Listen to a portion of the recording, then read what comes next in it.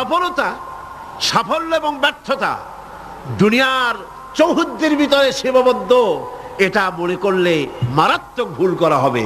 দুনিয়ার এই চৌহদ্দির ভিতরে সফলতার বিফলতার মানদণ্ড সীমাবদ্ধ নয়, বরং আমাদের আরেকটা জীবন আছে। যারা পরকালের জীবনকে বিশ্বাস করে না, তারা দুনিয়ার সফলতায় বিশ্বাসী। কথা বুঝতে পেরেছেন? তারা এই পৃথিবীতে মারিং কাটিং করে সমানে খায়, সমানে মারে, যা খুশি তাই করে। আর যারা পরকালকে বিশ্বাস করে, তারা এগুলি করতে পারে না।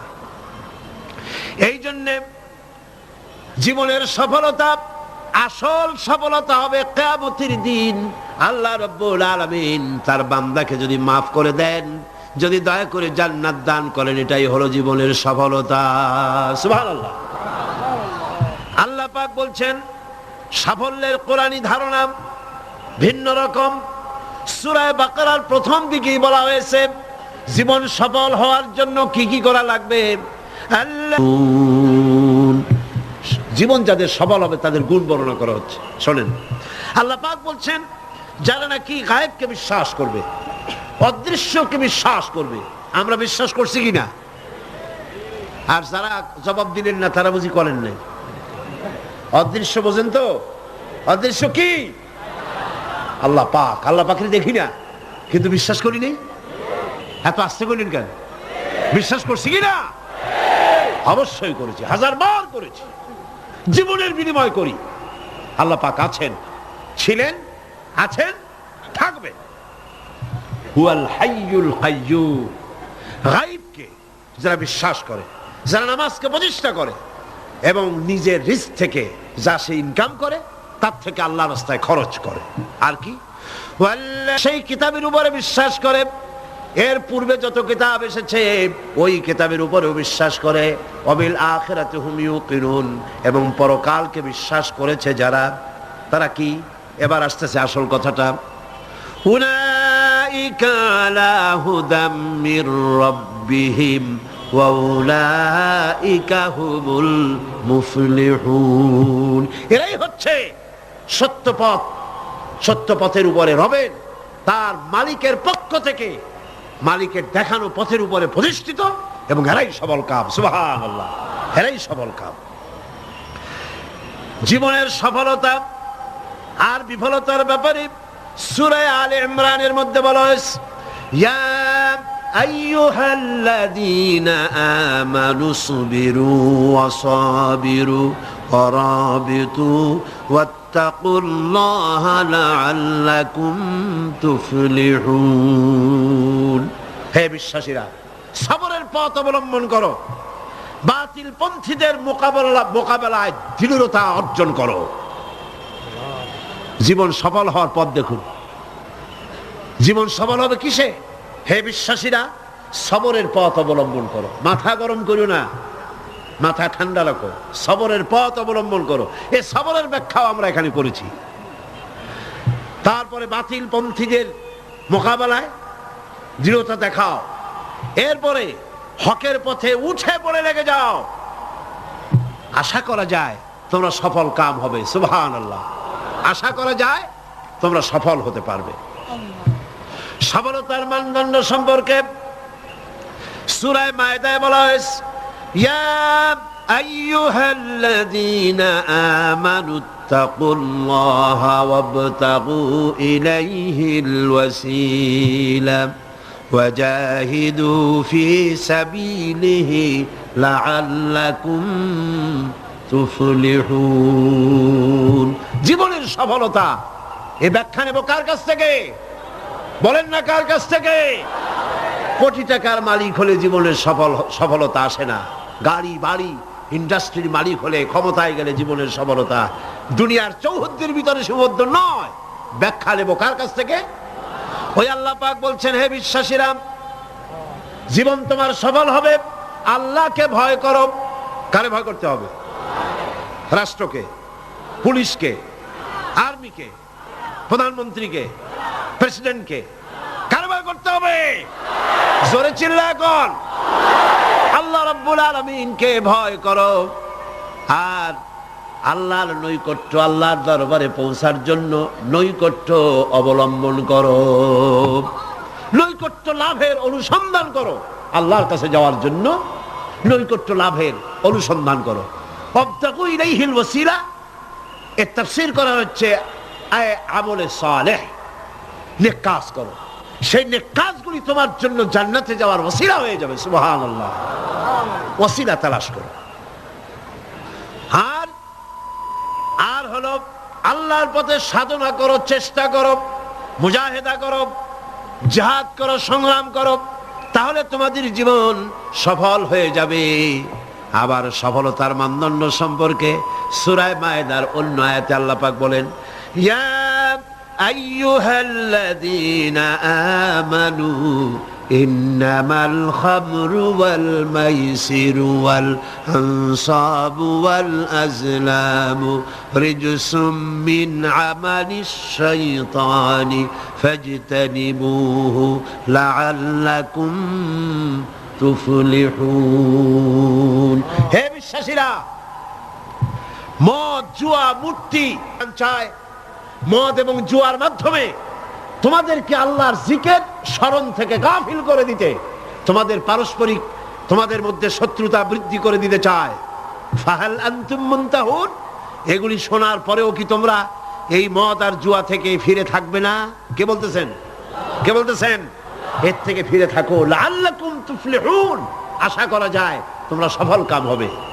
আমরা সফলতার আশা করি আল্লাহ নিষিদ্ধ জিনিসকে জারি করে দিয়ে, আল্লাহ নিষেধ করা জিনিসগুলি চালু করে দিয়ে তার মধ্যে সফলতা আশা করি। আর আল্লাহ বলেন, আমার নিষিদ্ধ করা জিনিসগুলিকে দুনিয়ার বুকে নিষেধ করো, বন্ধ করে দাও, তাহলে সফল হবে। প্রসঙ্গক্রমে আমি আপনাদের সামনে বলতে চাই, 1996 নির্বাচনে পার্লামেন্টে আসার পর মদ জুয়া নিষিদ্ধকরণ বিল 96, এই বিল আমি উত্থাপন করেছিলাম, বিল পেশ করেছিলাম। আপনারা নিশ্চয়ই পত্র পত্রিকায় দেখেছেন, দেখছেন না? সেই বিল উত্থাপন করার পর স্পিকার সাহেব কমিটিতে পাঠায় দিলেন, সংসদীয় কমিটিতে পাঠায় দিলেন। সুদীর্ঘ 2 বছরের ভিতরে এই বিলের কোনো খোঁজ নাই। মারাত্মক ডিপ ফ্রিজের অতল তলে বিল পড়েছিল। সেখান থেকে 15/10/98 তারিখে 2 বছর পর প্রথম আমার বিলের ব্যাপারে একটি মিটিং ডাকা হলো সংসদের কমিটি কক্ষে। আমি এই ঘটনা শুনেছি এই কারণে, এই আয়াতের সঙ্গে রিলেটেড জীবনের সফলতা আর বিফলতার মানদণ্ড কোথায়। আমরা মনে করি আল্লাহ নিষিদ্ধ করা জিনিসগুলি চালু করলেই জীবনে সফলতা আসবে, আর আল্লাহ কয় আমার নিষিদ্ধ করা জিনিসগুলি রাষ্ট্রীয়ভাবে নিষিদ্ধ করলেই জীবন সফল হবে। মিটিং বসলো, সেই মিটিং অন্তত 50-60 জন লোক আসছেন। কারা এসেছেন? বিভিন্ন মন্ত্রণালয়ের সিনিয়র অফিসার, সচিব, উপসচিব পর্যায়ের লোকেরা এসছেন। এমপি আসছেন কয়েকজন, সরকারি দলের, বিরোধী দলের। আমাকে তো ডেকেছেই। আমার মনে হলো, আশান্বিত হলাম, 2 বছর পরে হলেও বিল তো মরে নাই, জিন্দা আছে। এবং আমার মনে হলো যে এতগুলি মুসলমান এখানে, মনে হয় আমার এই বিলের পক্ষেই তারা কথা বলবেন, এটা আমি আশা করলাম। আমাকে যিনি সভাপতিত্ব করছিলেন তিনি আমাকে বললেন, আপনি আগে কথা বলবেন না, সকলের বলা শেষ হবে তারপর আপনি বলবেন। সবটা শুনিয়া বললাম ঠিক আছে। শুরু হলো এই বিলের ব্যাপারে বলা, আলোচনা শুরু হলো। বিলের ব্যাপারে ফাইল তৈরি হয়েছে, এত বড় আমার কাছে ফাইল আছে। বিভিন্ন মন্ত্রণালয় মদ নিষিদ্ধ করলে, জুয়া নিষেধ করলে এই দেশের কি হবে, এই ব্যাপারে তারা তাদের মন্তব্য দিয়েছে। মন্ত্রণালয়ের মন্তব্য, জাতিসংঘ কি ফতোয়া দিয়েছে তাও আছে, সার্ক এ ব্যাপারে কি ফতোয়া দিয়েছে তাও আছে। এত বড় ফাইল শুরু হলো। প্রথমেই অর্থ মন্ত্রণালয়, সভাপতি সাহেব বললেন আপনি বলেন এই বিলের ব্যাপারে। অর্থ মন্ত্রণালয় বলল, মাননীয় সভাপতি, যদি এই বিল কার্যকরী হয়, মদ যদি বন্ধ করে দেওয়া হয়, তাহলে আমার দেশ প্রতি বছর 28 কোটি টাকার রাজস্ব ইনকাম থেকে মাহরুম হয়ে যাবে। স্বাস্থ্য মন্ত্রণালয় বলল মদ যদি না থাকে জনগণের স্বাস্থ্য শেষ।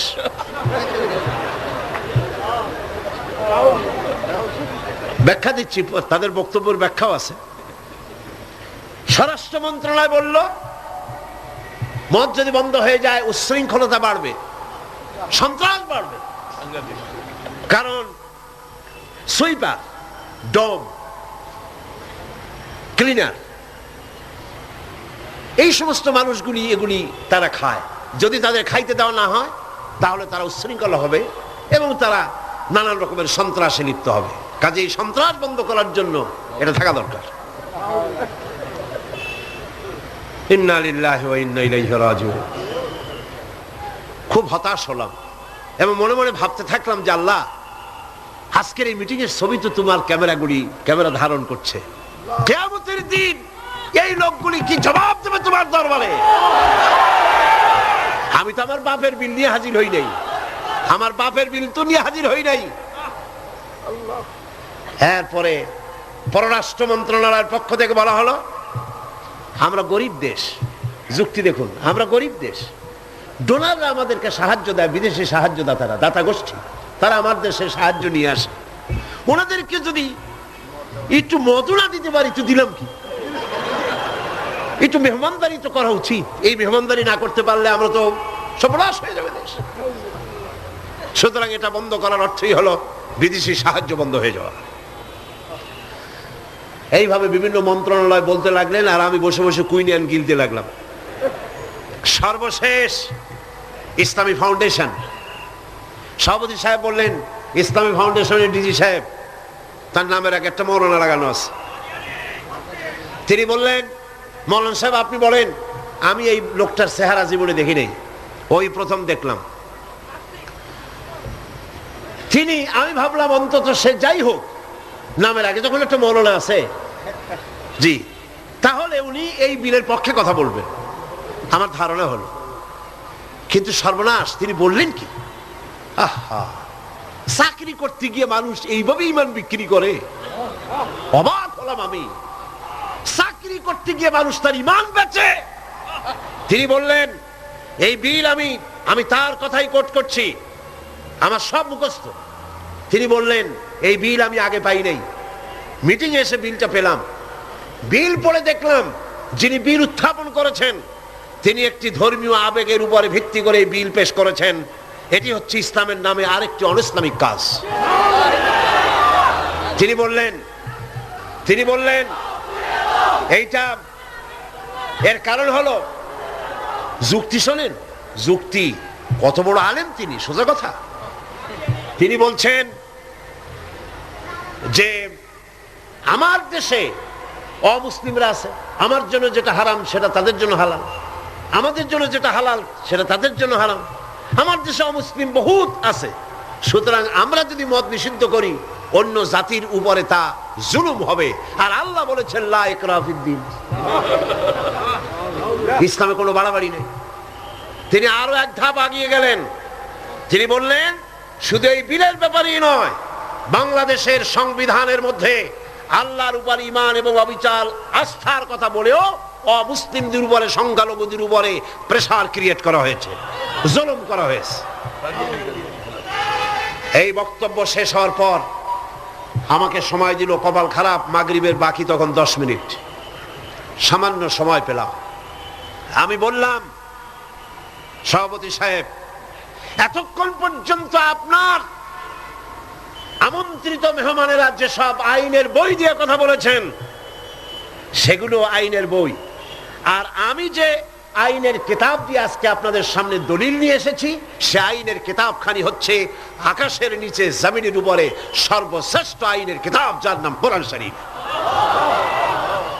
আমি যে বিল পেশ করেছি এই বিল আমার বানানো নয়, এটি মানুষের তৈরি করে নয়। আপনার অর্থ মন্ত্রণালয় বলেছে 28 কোটি টাকার ক্ষতি হবে প্রতি বছর, 28 কোটি টাকার ক্ষতি হবে রাজস্ব ইনকাম থেকে মদ বন্ধ করলে। কিন্তু আমি বলতে চাই, আল্লাহ পাকের নিষিদ্ধ জিনিসকে আপনারা হালাল করবেন, 28 কোটি নয়, বন্যার পানির মতো হাজার হাজার 28 কোটি টাকা আল্লাহ বন্যার পানি দিয়ে ভাসায় দেবে। আপনারা ঠেকাইতে পারবেন না, ঠেকাতে পারবেন না। খেতে দেওয়ার মালিক কে? ইমাম খোমেনিকে আমেরিকান প্রেসিডেন্ট বলেছিলেন, আমার বন্দীদেরকে ছেড়ে দাও, কূটনীতিকদেরকে ছেড়ে দাও, যদি না ছাড়ো তাহলে তোমাদের খাদ্য এবং রসদ যা আমরা পাঠাই ইরানে তা পাঠানো বন্ধ করে দেব। ইমাম খোমেনি ভার্সিটি সিটই করছিলেন নাকি? খোমেনি সাহেব কি বললেন? ইতিহাস সাক্ষী। খোমেনি সাহেব বললেন, আমেরিকার প্রেসিডেন্ট সাহেব, তুমি খাবার দেবা না এই কথা কইয়া ভয় দেখাও কারে? আমি তো সেই জাতি যার বছরের ভেতরে 1 মাস উপাস থাকা ফরজ, বছরে 1টা মাস না খেয়ে থাকা ফরজ। তুমি আমার ভয় দেখাও না খেয়ে থাকা, তোমার খাদ্যের পরোয়া আমি করি না। সুতরাং ভয় তো করতে হবে আল্লাহ পাক। খাদ্য দেওয়ার মালিক তিনি, খাবারের মালিক দেওয়ার মালিক কে? আল্লাহ রাব্বুল আলামিন বলেছেন, ওয়ালাউ আন্না হালাল কুরা আমানু ওয়াত্তাকাউ লাফাতাহনা আলাইহিম বারাকাতিম মিনাস সামাই ওয়াল আরদ। দেশের লোকেরা, জনপদের লোকেরা যদি আমার উপর ঈমান আনে আর আমাকে ভয় করার নীতি যদি অবলম্বন করে চলে, তাহলে আকাশ আর জমিনের সব বরকতের দরজা আমি আল্লাহ তাদের জন্য খুলে দেব। রিজক দেওয়ার মালিক তো আল্লাহ। কে মালিক? আল্লাহ পাক। আল্লাহর হারাম জিনিসকে আপনারা জারি রেখে 28 কোটি টাকা পাওয়ার লোভ করছেন। কত 28 কোটি চলে যাবে ঠিক পাবেন না। পেঁয়াজের ঝাঁজ কত টের পান না এখন? পেঁয়াজের ঝাঁজ কত? এক সময় সিলেটের নাম ছিল 2টি পাতা 1টি কুড়ির দেশ, ঠিক না? 2টি পাতা 1টি কুড়ির দেশ সিলেট। আর এখন 2টি কাঁচামরিচ 1টি পেঁয়াজের দেশ বাংলাদেশ। মানুষ যখন নিজের দাম বোঝে না তখন আল্লাহ জিনিসের দাম বাড়ায় দেয়। দাম কার? পেঁয়াজের নাম আর কার দাম? মানুষের দাম। মানুষ তার দাম বোঝে নাই, আল্লাহ কাঁচামরিচের দাম বাড়াই দেয়। যা, পেঁয়াজের দাম, কাঁচামরিচের দাম, হাবিজাবির দাম বাড়িয়ে গেল, মানুষেরা না খেয়ে মরতেছে। সুতরাং আপনারা ঠেকাবেন কি করে? স্বরাষ্ট্র মন্ত্রণালয় বলছে উচ্ছৃঙ্খলতা বাড়বে। আশ্চর্য কথা। আল্লাহ বলছেন উচ্ছৃঙ্খলতা কমবে আর আপনি বলতেছেন বেড়ে যাবে। কি আশ্চর্য কথা। স্বাস্থ্য মন্ত্রণালয় বলছে যে স্বাস্থ্য খারাপ, স্বাস্থ্য ভালো হবে মদ খাইলে, না খাইলে স্বাস্থ্য খারাপ হবে। রাসূলুল্লাহ বলেছেন মদ কোন ওষুধ নয়, মদ নিজেই ব্যাধি, এটা নিজেই রোগ। সুতরাং কথা হচ্ছে মেহমানদারি মদ দিয়া করা যাবে না। রাসূল কারীম সাল্লাল্লাহু আলাইহি ওয়াসাল্লামের কাছে মদ নিষিদ্ধকরণ আয়াত যখন নাজিল হলো, এই আয়াত যেটা আমি পড়লাম, একজন সাহাবী এসে বললেন, হুজুর আমার কাছে কিছু মদ আছে, আমি এখন করবো কি? দেখেন আমি সেইখানে সেই মিটিং এ বললাম, সেই সাহাবী জিজ্ঞেস করলেন, হুজুর আমি করবো কি? কোন ইহুদির হাদিয়া দিয়ে দেই?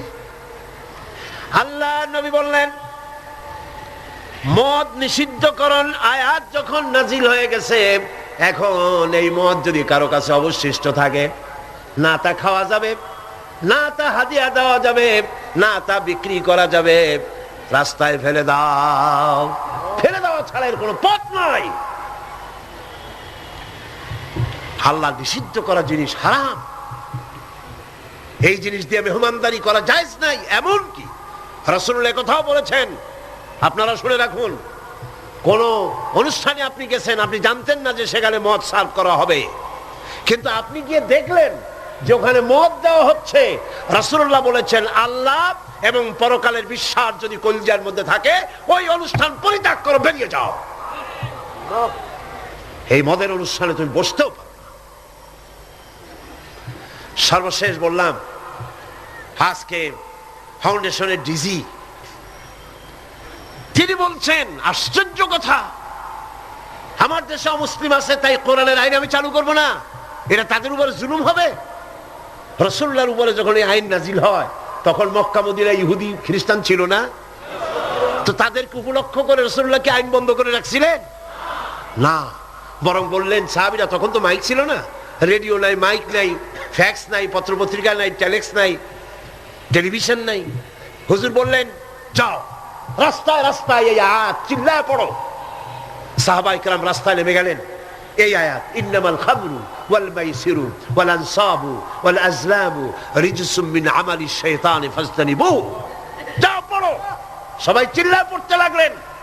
ইতিহাস সাক্ষী, তারা যখন তেলাওয়াত করতেছিলেন রাস্তায় রাস্তায়, যেই সব মুসলমান মদ পান করতেছিলেন, তখন যার হাতে মদের গ্লাস ছিল, কোরআনের আয়াত শুনে মদের গ্লাস নিক্ষেপ করলেন। যিনি গলায় নিয়েছিলেন, মুখে নিয়েছিলেন, কুড়ি করে ফেলে দিলেন। যিনি গিলেছিলেন, গলার মধ্যে আঙ্গুল দিয়ে বমি করে ফেলে দিলেন। যার ড্রামের ভিতরে, হাড়ির ভিতরে মদ ছিল, লাথি মেরে পাতিল ভেঙে দিল, আর মদ রাস্তাগুলি প্রবাহিত হয়ে গেল। শাসনতন্ত্র, আমার দেশের সংবিধানের ভিতরে আল্লাহর উপরে ঈমান এবং অবিচল আস্থার কথা বলা হয়েছে, সেইটাও নাকি অমুসলিমদের উপরে জুলুম করা হয়েছে। আমি জিজ্ঞেস করতে চাই, আমার দেশের হিন্দুরা আল্লাহকে অস্বীকার করে? হাসতে কনকান করে? আল্লাহ না বলুক, ভগবান তো বলে, ব্রহ্মা তো বলে, উপরওয়ালা তো বলে, ঈশ্বর তো বলে, বিধাতা তো বলে। খ্রিস্টানরা আল্লাহকে অস্বীকার করে? চিল্লায় বলেন করে? বৌদ্ধরা করে? এই দেশের কিছু নাস্তিক মুরতাদ ছাড়া আল্লাহকে কেউ অস্বীকার করে না।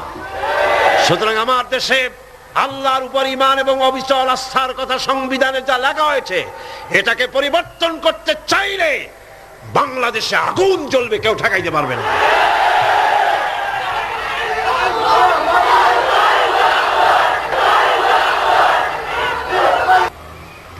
দুই বছর পর একবারের জন্য এটা উঠলো। আমি সব কথা বলতে পারলাম না, মাগরিবের আজান হয়ে গেল।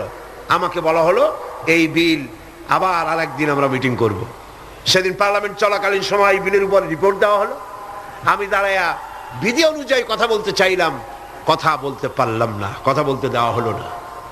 যাই হোক, সেটা ভিন্ন কথা। আল্লাহ পাকের কাছে ছেড়ে দিয়েছি।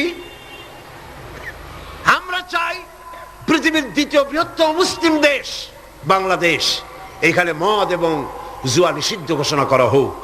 আপনারা চান কিনা? চান কিনা? চান কিনা?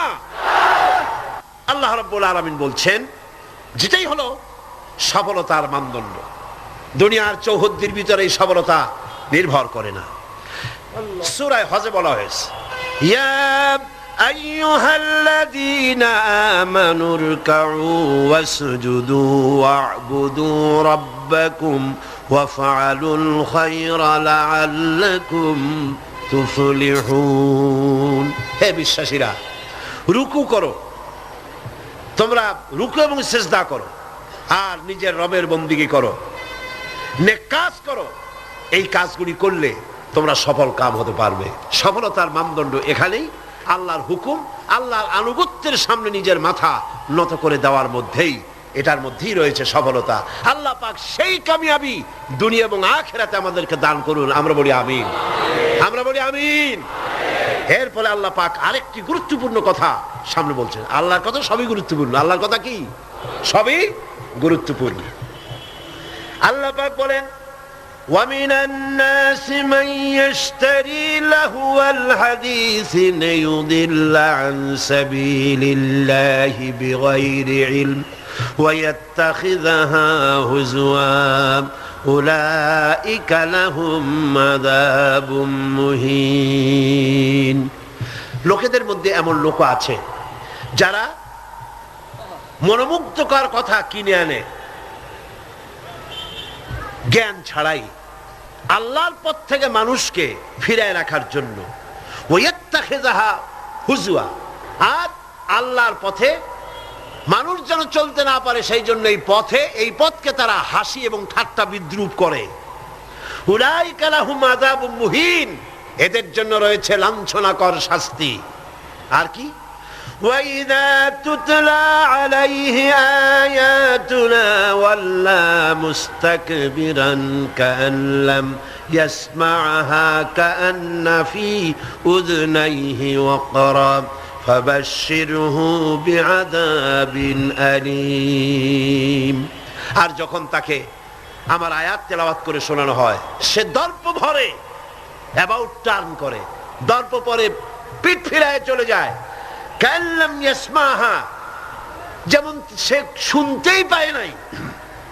কান্না ফি উযনাইহি ওয়াকরা, যেন সে বধির কালা, আমার কথা যেন শুনিই নাই, এমনই অবস্থা। এই লাহওয়াল হাদিস, এই জিনিসটাকে এটা বুঝতে হবে। এই মুহূর্তে সবচাইতে জরুরি কথা লাহওয়াল হাদিস। এগুলো হচ্ছে একদিকে আল্লাহর পক্ষ থেকে পথ নির্দেশনা আসছে, অনুগ্রহ আসছে, সেটার নাম হচ্ছে, সেটা দিয়ে লোকেরা লাভবান হচ্ছে, তার নাম কিতাব কোরআন শরীফ। তার নাম কি? কোরআন শরীফ। অন্যদিকে ওই সব সৌভাগ্যবান ব্যক্তির পাশাপাশি এমন দুর্ভাগা লোকেরাও রয়েছে যারা আল্লাহর আয়াতের মোকাবেলায় ভিন্ন পদ্ধতি গ্রহণ করেছে। সেটা কি?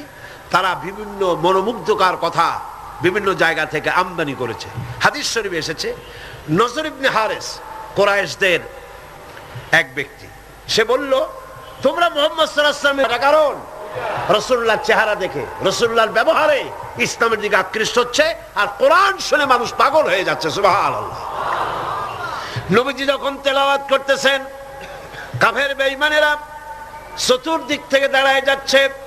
রাসূলুল্লাহর তেলাওয়াত শুনে শুনে নিজেদের অজান্তে চোখের থেকে পানি পড়তেছে, আর মুখ দিয়া বেসাখতা বেরিয়ে যাচ্ছে। লা ইলাহা ইল্লাল্লাহু মুহাম্মাদুর রাসূলুল্লাহ।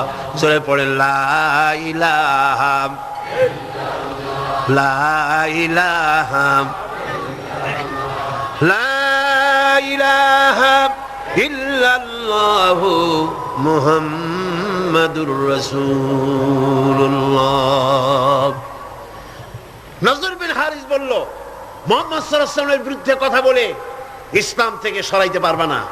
আমি বুদ্ধি এঁটেছি, আমি এক কায়দা করব, দেখবা লোকেরা এখানে আর আসবে না। সেটার জন্য সে চলে গেল বাগদাদ। মক্কা থেকে বাগদাদ ইরাক চলে গেল। ইরাক থেকে পুরানা রাজা বাদশাদের কিসসা কাহিনী কিনে আনলো। সেই কিসসা কাহিনী কিনে এনে সেইগুলি কিসসার এক বিরাট আসর বসাইলো। আর সেই আসরকে আরো আকর্ষণীয় করার জন্য নর্তকী, সুন্দরী, গায়িকা, নায়িকা এদেরকে আনা হলো। এই দিয়ে মানুষকে কোরআন থেকে ফিরায় রাখার জন্য চেষ্টা করলো, আর ইসলামের রাস্তাকে, কোরআনকে ঠাট্টা বিদ্রুপ তারা করতে লাগলো। বন্ধুগণ, আল্লাহ রাসূল আখিরাত এবং নৈতিক চরিত্রে শোনার ইচ্ছাই যেন লোকেরা হারিয়ে ফেলে, সেই জন্য এই চেষ্টা তারা করলো। যেমন আজকাল ইসলাম থেকে দূরে সরাবার জন্য চেষ্টাটা চলছে। এই চেষ্টা চলতেছিল রাসূল করিম সাল্লাল্লাহু আলাইহি ওয়াসাল্লামের সময়। কোরআন যাতে শুনতে না পারে সেজন্য নায়িকা এনেছে, গায়িকা এনেছে, সেজন্য তারা গল্পের আসর বসিয়েছে, সাংস্কৃতিক আন্দোলন করেছে। এগুলি করে কোরআন থেকে ফিরাবার হাজারো প্রচেষ্টা করেছে। আর আজও একই পদ্ধতিতে গোটা জাতিকে চরিত্রহীন বানাবার লাহওয়াল হাদিস দিয়ে প্রচেষ্টা চলছে। ঠিক কিনা? ঠিক কিনা? আজ দেখেন দেশের সরকারের পৃষ্ঠপোষকতায় নর্তকী, গায়িকা, নায়িকা বন্যার পানির মতো ভারত থেকে আসতেছে। ঠিক কিনা? এরপরে আল্লাহর কোরআনের পথে বাধা দেওয়ার জন্য নাচ, গান, নাটক, সিনেমা ইত্যাদির আমদানি করা হচ্ছে। এগুলি করে ইসলামের পথে বাধার সৃষ্টি করা হচ্ছে। দর্শন বাড়তেছে, চরিত্রহীনতা ক্রমান্বয়ে বাড়তেছে। এগুলি সব হচ্ছে লাহওয়াল হাদিস। এগুলি কি বলুন? লাহওয়াল হাদিস। এই লাহওয়াল হাদিস থেকে আল্লাহ পাক বাঁচার জন্য বলেছেন, যারা কেনে এই লাহওয়াল হাদিস, যারা কেনে অর্থাৎ নিরর্থক, মনোমুগ্ধকর, আকর্ষণীয়, আল্লাহর পথ থেকে ফিরাবার যত ব্যবস্থা আছে সবগুলি হচ্ছে লাহওয়াল হাদিস। এগুলি তারা কেন করে? এগুলি করে লিইউদিল্লা আন সাবিলিল্লাহ, আল্লাহর রাস্তা থেকে মানুষগুলোকে ফিরাবার জন্য, আর কোনো কারণ নেই। মুন্সিগঞ্জে আমার এক মাহফিল ছিল, নারায়ণগঞ্জের এপার। সেই জায়গায় প্রোগ্রামটা আমার শুক্রবার, শুক্রবার দিন প্রোগ্রাম হবে সকাল 8টায়, একটা দোয়ার মাহফিল। সেই মাহফিলে গিয়ে রাতের বেলায় মঞ্চ গেট পোড়াই দিয়েছে, মাহফিল যাতে না হতে পারে সেজন্য সরকারি ছত্র ছায়ায় এই কাজটি সেখানে করা হয়েছে। আমি শুনে বললাম, যারা এই কাজটা করলো তারা তো মাহফিলের প্যান্ডেলে আগুন দেয় নাই, নিজেদের তকদিরে আগুন লাগাইছে, নিজেদের তকদিরে আগুন লাগাইছে। জীবনে তো গানের প্যান্ডেলে আগুন দাও নাই, থিয়েটারের গেটে আগুন দাও নাই, জীবনে কোনোদিন যাত্রার প্যান্ডেলে আগুন দাও নাই। সেই প্যান্ডেলটা আগুন দিলা যেখানে বসে কোরআনের কথা বলা হয়, যেখানে হাদিসের কথা বলা হয়। আগুন কপালে দিয়েছো, তকদিরে পোড়াইছো। যে হাত দিয়ে কোরআনের মাহফিলের মঞ্চের প্যান্ডেল পোড়ানো হয়েছে, এই হাত তো সাথে থাকার কথা নয়। এরপরে আল্লাহ পাক বলছেন, এদের অবস্থাটা কি? এরা ওয়াত্তাখিযাহা হুজওয়া, আল্লাহর পথে আহ্বানকারীদেরকে তারা ঠাট্টা বিদ্রূপ করে। লিইউদিল্লা আন সাবিলিল্লাহ, একদিকে তো আল্লাহর রাস্তায় বাধা সৃষ্টি করে যাতে করে আল্লাহর পথে আসতে না পারে, তার জন্য হাজারো প্রচেষ্টা করে। 2 নম্বরে ঠাট্টা বিদ্রূপ করে ইসলামওয়ালা, টুপিওয়ালা, নামাজওয়ালা, দাড়িওয়ালা, নানান কথা বলিয়া ইসলাম যারা করে তাদেরকে ঠাট্টা এবং বিদ্রূপ করে। আল্লাহ বলেন, এই যে লাঞ্ছনা করতেছ নবীকে, কোরআনকে, ইসলামকে, ইসলামের দায়ীদেরকে, আর আমি তোমাদের জন্যই, তোমরা যে ইসলামকে লাঞ্ছনা করছো, মুসলমানদেরকে লাঞ্ছিত করছো, এই জন্য আমি আল্লাহ তোমাদের জন্য রেখেছি উলাইকা লাহুম আযাবুম মুহিন। ইসলামকে যারা লাঞ্ছিত করছো, মুসলমানদেরকে যারা লাঞ্ছনা দিচ্ছ, তোমাদের জন্যই লাঞ্ছনাদায়ক শাস্তি আমি আল্লাহ রেখে দিয়েছি কিয়ামতের দিন। এদের অবস্থাটা কি? আল্লাহ বলেন, এদের অবস্থা হচ্ছে وَإِذَا تُتْلَى عَلَيْهِ آيَاتُنَا وَلَّى مُسْتَكْبِرًا كَأَنْ لَّمْ يَسْمَعْهَا كَأَنَّ فِي أُذُنَيْهِ وَقْرًا। এদেরকে যখন আল্লাহর আয়াত তেলাওয়াত করে শোনানো হয়, দর্প বলে পিঠ ফিরায় চলে যায়, আমল দিতে চায় না। আল্লাহ বলেন, এমন ভাবে অহংকারে ফিরে যায়, কান্না ফি উযনাইহি ওয়াকরা, মনে হয় যেন কানা বধির, শুনি নাই। ফাবাশশিরহু বিআযাবিন আলীম, এদেরকে কঠিন শাস্তির সুসংবাদ দাও। কঠিন শাস্তির কি দাও? কঠিন শাস্তির কি সুসংবাদ হয়? কি হয়? দুঃসংবাদ। আল্লাহ বলছেন কি? সুসংবাদ। এটা একটা দৃষ্টান্ত দিলে আপনারা বুঝবেন। আমি মাঝে মধ্যে এটা দৃষ্টান্ত দিয়ে এভাবে বুঝাই। ছেলে যদি মায় কন্ট্রোল করতে না পারে, খুব দুষ্ট ছেলে, মায় কন্ট্রোল করতে পারে না, মা তখন বলে, আমার কথা তো শুনলি না, দাঁড়া, অপেক্ষা কর, তোর বাবা আসবে, আমি তার কাছে বলবো। এমন পিঠটি লাগাবে, তখন মজা টের পাবি। পিটাইলে কি মজা লাগে নাকি? তাহলে এটা বলছে কেন? শাস্তির তীব্রতা বুঝাবার জন্য। সেই জন্য আল্লাহ পাক বলছেন, ফাবাশশিরহু, এদেরকে সুসংবাদ শোনাও।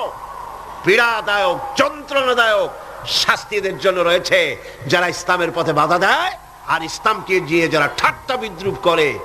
মরিয়া দেখো, তারপরে টের পাবা। এখন তো কিছু আল্লাহ কবে না, আল্লাহ খুব, আল্লাহর ধৈর্য আমাদের চাইতে কম না বেশি? সুবহানাল্লাহ, সুবহানাল্লাহ, কম সুবহানাল্লাহ। চিন্তা করা যায়, আল্লাহ যদি আমাদের মতো এরকমের বদমেজাজি হইতেন, মেজাজ খারাপ হইতো, কবে ভাঙ্গে চুরে সব শেষ করে ভালাইতে। আল্লাহর কত ধৈর্য, সুবহানাল্লাহ, কত ধৈর্য।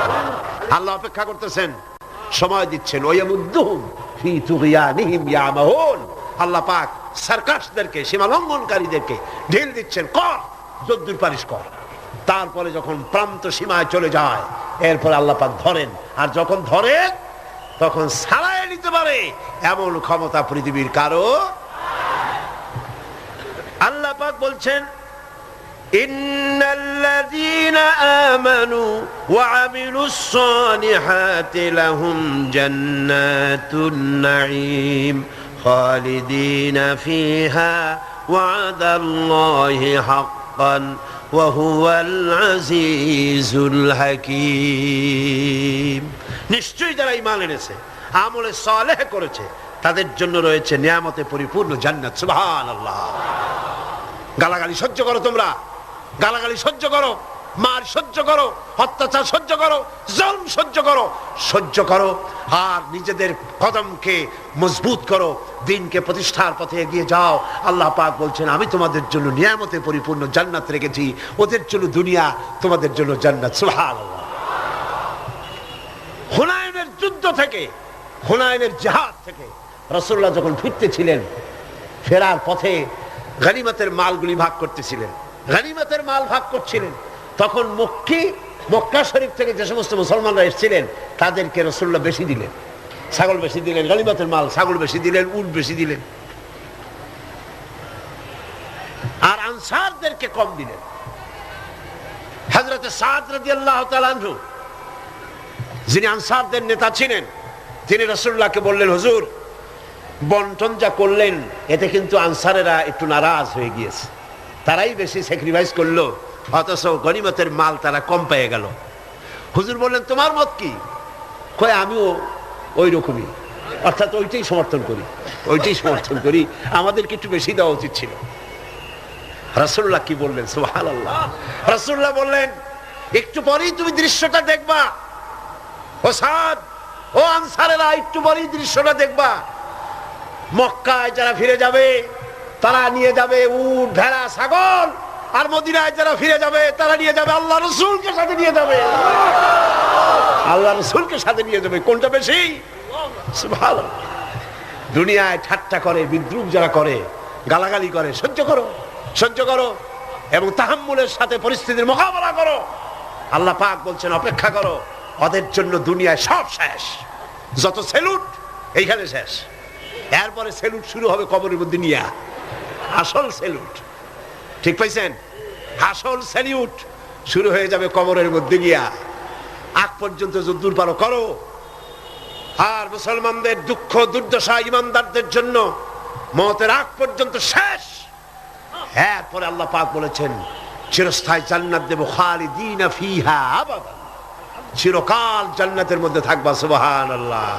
তবে এখানে আপনি সবর করে থাকবেন, আমার কথার ভুল অর্থ করবেন না যে আমরা শুধু মার খেতে থাকবো আর সবর করব, আর মাপবাড়ি, রাজনীতি, সমাজনীতি, ক্ষমতা, সব দেশের ফাসেক, ফুজ্জার, সারাবি, জানি, কাবাবি, ওরা থাকবে মাথার উপরে, আর আমরা খালি সবর করে যাব না। কথা কিন্তু সেটা না। কথা হচ্ছে ধৈর্যের সাথে পথ অতিক্রম করেন, মঞ্জিলের পানে এগিয়ে যান। মঞ্জিল কি? কোরআনের আইন চালু হওয়া। মঞ্জিল কি? আল্লামা ইকবাল বলেছেন, মঞ্জিলের দিকে এগিয়ে যাও, মঞ্জিলের পথে গন্তব্যে এগিয়ে চলো, সেই পর্যন্ত চলতে থাকো যতক্ষণ পর্যন্ত তোমার নাকের থেকে শ্বাস আসা যাওয়া করে। যতক্ষণ পারো মঞ্জিলে পৌঁছাবার জন্য দৌড়াও, যখন দৌড়াতে পারবে না, পায়ে যখন শক্তি নাই, তখন হামাগুড়ি দাও, হামাগুড়ি দিয়াও যখন এগোতে পারো না গড়াতে থাকো, যখন তাও পারো না তখন মঞ্জিলের পানে তাকায় থাকো, যতক্ষণ চোখের পাতা তোমার স্তব্ধ হয়ে না যায়। চোখের পাতা নীরব নিস্তব্ধ না হওয়া পর্যন্ত মঞ্জিলের পানে তাকায় থাকো। আমরাও ধৈর্য ধারণ করে পরিস্থিতির মোকাবেলা করব। ওরা অস্ত্র নিয়ে আসবে, আমরাও অস্ত্র ধারণ করব। সেই অস্ত্র বন্দুক নয়, কামান নয়, রিভলভার নয়, স্টেনগান নয়, এসএলআর নয়, দুনিয়ার মানুষের বানানো অস্ত্র নয়। ওদের অস্ত্রের মোকাবেলা করব ঈমানের অস্ত্র দিয়ে, চরিত্রের অস্ত্র দিয়ে। কিসের অস্ত্র দিয়ে? চরিত্রের অস্ত্র দিয়ে, ঈমানের অস্ত্র দিয়ে এদের মোকাবেলা করব। আর ইনশাআল্লাহ বাংলার জমিনে দ্বীন প্রতিষ্ঠা আমরা করব ইনশাআল্লাহ। আল্লাহ পাক বলছেন, এইভাবে যারা ঈমান আনবে, আমলে সালেহ করবে, ওদের জন্য জান্নাতুন নাঈম, নিয়ামতে পরিপূর্ণ জান্নাত দেব, খালিদিনা ফিহা, ওর মধ্যে তারা চিরকাল থাকবে। ওয়াদাল্লাহি হাক্কান, আল্লাহর প্রতিশ্রুতি অকাট্য। আল্লাহ ওয়াদা খেলাপ করেন না? কইলেন কেন? আসতে বললেন কেন? আল্লাহ ওয়াদা খেলাপ করেন? কখনো না। অকাট্য প্রতিশ্রুতি। শেষে গিয়ে বলছেন, ওয়াহুয়াল আজিজুল হাকিম, তিনি প্রজ্ঞাময় এবং পরাক্রমশীল। তিনি যে ওয়াদা করেন সেই ওয়াদা পালনের পথে বাধা সৃষ্টি করতে পারে এমন ক্ষমতা আকাশেও নাই, জমিনেও নাই। আল্লাহ রাব্বুল আলামিন আমাদেরকে সেই আল্লাহর পথে ঈমান এনে চলার তৌফিক দান করুন বলি আমি। মুনাজাতের জন্য দাঁড়ানো ভাইরা বসুন, যত লোক দাঁড়ানো আছেন সবাই বসুন। لنكونن من الخاسرين ربنا لا تزغ قلوبنا بعد إذ هديتنا وهب لنا من لدنك رحمة إنك أنت الوهاب। আয় আল্লাহ তাআলা, হাজার হাজার মুসলমান নরনারী দীর্ঘক্ষণ ধরে তোমার কোরআনের কথা শুনেছি। আল্লাহ মেহেরবানি করে আমাদের আলোচনা দরুদ ও সালামের সওয়াব রাসূল করিম সাল্লাল্লাহু আলাইহি ওয়াসাল্লামের রূহ মুবারকে পৌঁছায় দাও। হে আল্লাহ তাআলা, আমরা যারা হাত তুলেছি এর মধ্য থেকে মা বাপ যাদের দুনিয়া থেকে জন্মের মতো বিদায় হয়ে গেছে, আল্লাহ কবরগুলিকে জান্নাতের টুকরায় পরিণত করে দাও। রব্বির হামহুমা কামা রব্বায়ানি সগীরা। সবাই পড়েন রব্বির হামহুমা কামা রব্বায়ানি সগীরা। হায় আল্লাহ তাআলা, সারা জীবন আমরা গুনাহ করেছি, দয়া করে মেহেরবানি করে আমাদের জিন্দেগীর সমস্ত গুনাহ কথা মাফ করে দাও। হে আল্লাহ তাআলা, এত বড় মাহফিল, এই মাহফিলের আয়োজন ইসলামী সমাজ কল্যাণ পরিষদ প্রতি বছর করে। আল্লাহ তুমি জানো। হে আল্লাহ তাআলা, তুমি দয়া করে মেহেরবানি করে এই মাহফিলের 5টা দিন তুমি তোমার কুদরতি নিজাম দিয়ে চালায় দিও। হে আল্লাহ, অর্থনৈতিক দিক থেকে যে অসুবিধা আছে, হে আল্লাহ তাআলা, মালদার লোক যারা, আয় আল্লাহ তুমি দয়া করে তাদের দিলকে বড় করে দাও, তারা যেন ওনাদের সঙ্গে দেখা করে গোপনে গোপনে তোমার নবী যেভাবে বলেছে ডান হাতে দাও বাম হাতে যেন ঠেল না পায়। এইভাবে করে কোরআনের খেদমতে এই এলাকার মুসলমানগুলি যেন, মুসলমান নারী পুরুষ সবাই যেন এগিয়ে আসে। আল্লাহ সকলের দিল আর হাত তুমি